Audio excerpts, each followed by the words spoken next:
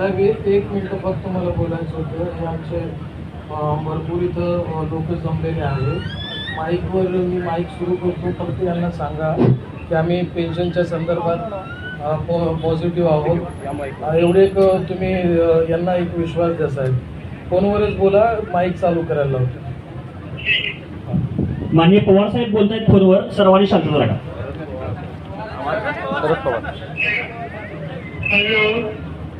हा साहेब बोला.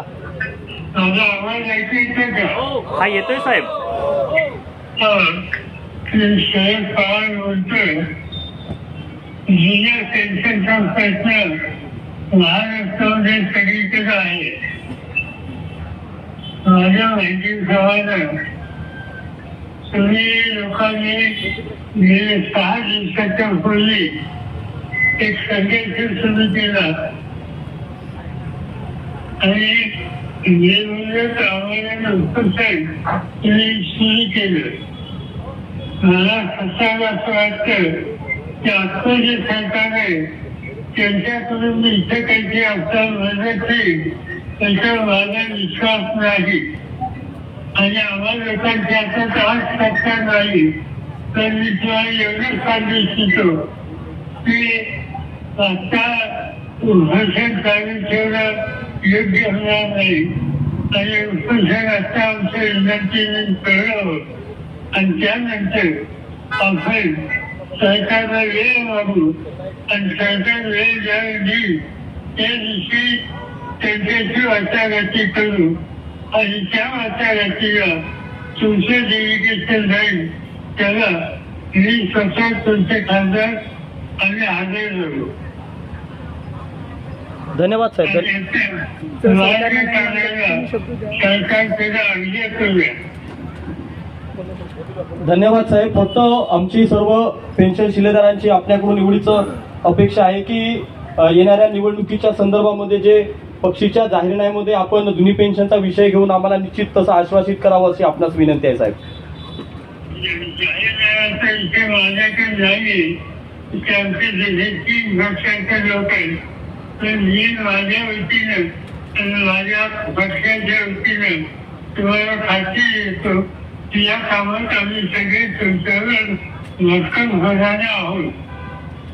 सरकारशी सुद्धा बोलायला ही स्वतः येईल त्याची वेळ मिळाल्यानंतर आणि माझ्यावर आपले खासदार येतील आणि याचं काही मार्ग काढायचा प्रयत्न आपण करूया. मला असं वाटतं की उपोषण चालू ठेवणं योग्य नाही असतात. धन्यवाद साहेब. धन्यवाद साहेब. आपण जे आम्हाला आश्वासित केलं, आम्हाला जो धीर दिला त्याबद्दल आम्ही सर्व संघटनेच्या वतीनं आपला खूप खूप धन्यवाद देतोय, आभार मानतो साहेब.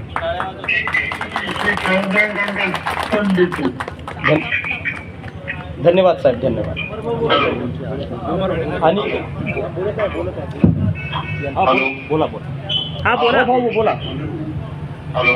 हा भाऊ आवाज येत आहे, बोला आपण. हा ते आता काउंटर करता तर साहेब बोलले पूर्ण पॉझिटिव्हली. हॅलो. हो बोला ना. हॅलो. हो आवाज येत आहे भाऊ, बोला.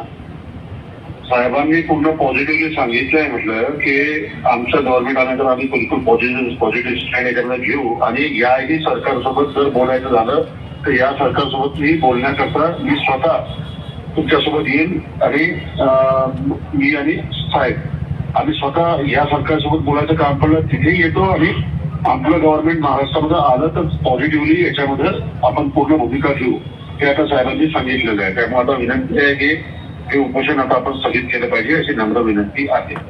खूप खूप धन्यवाद भाऊ. काल तुम्ही शब्द दिला होता आम्हाला पेंडलमध्ये येऊन की निश्चित या संदर्भामध्ये मी साहेबांशी भेट घेणार आणि प्रयत्न करणार. आपण ते निश्चित करून दाखवलं आहे. भाऊसाठी सर्वांनी आणि भाऊ आपण जो शब्द दिला तो पूर्ण करा. निश्चित आपण दिलेला आम्ही तुम्हाला जो शब्द दिला होता तो सुद्धा आम्ही निश्चितपणे पूर्ण करू भाऊ. धन्यवाद भाऊ. खूप खूप आभार आपले.